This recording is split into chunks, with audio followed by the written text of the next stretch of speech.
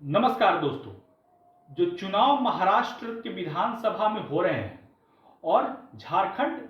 के असेंबली का जो चुनाव है, ये दोनों चुनाव कांग्रेस पार्टी के लिए तो प्रतिष्ठा का विषय है ही। एनसीपी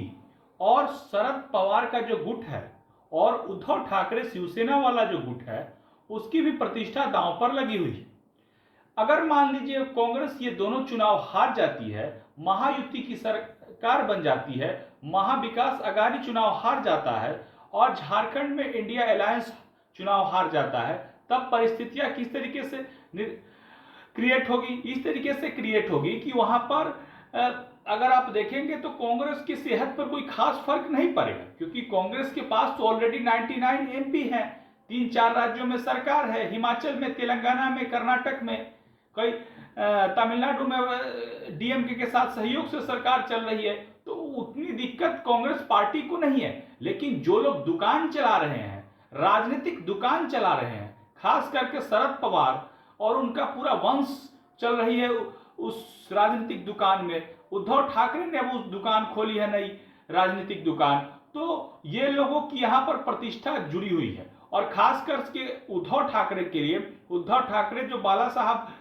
ठाकरे के सुपुत्र हैं, जिन्होंने अपनी पूरी विचारधारा को समाप्त कर दिया है, उसको उठा करके नदी में फेंक दिया है, तो उनके लिए भी प्रतिष्ठा का विषय है। जो बाला साहब ठाकरे जो कभी दहाड़ते थे, जिनकी दहाड़ से पूरी मुंबई और जो भी अंडरवर्ल्ड के बड़े बड़े डॉन से लेकर के पूरा जो सेकुलर गैंग और जो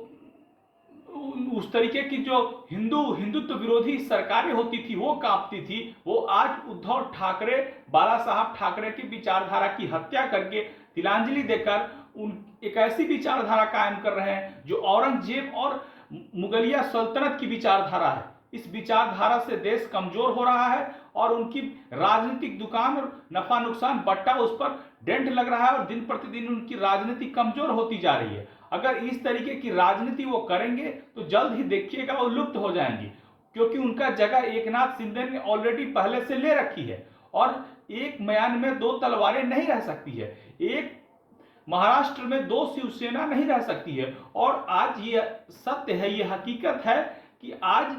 एकनाथ शिंदे के पास विधायक ज्यादा है, सांसद ज्यादा है, उनके पास लोग ज्यादा है, उनके पास कार्यकर्ता है, कैडर है, बीजेपी का सपोर्ट है और वो मुख्यमंत्री भी बने हुए हैं। लेकिन उद्धव ठाकरे के पास बहुत कुछ आज हाथ से जा चुका है। यानी जो कहते हैं कि जिस प्रकार बाप या दादा के जमाने में हाथी दरवाजे पर हुआ करती थी, वही स्थिति उद्धव ठाकरे के लिए है। तो उद्धव ठाकरे की राजनीति बहुत गहरे संकट में है। कौन लोग उद्धव ठाकरे को सलाह देते हैं, कौन उनकी रणनीति बनाते हैं, कौन लोग ये कहते हैं कि बीजेपी से दुश्मनी मोल लेनी है, कांग्रेस के साथ जाना है, क्योंकि आज बीजेपी की विचारधारा और शिवसेना की विचारधारा उस समय से साथ रही है जब दोनों भाई भाई रहे हैं, जब कोई बीजेपी को सपोर्ट नहीं करता था, तब से शिवसेना बीजेपी को सपोर्ट करती है। तो आज जो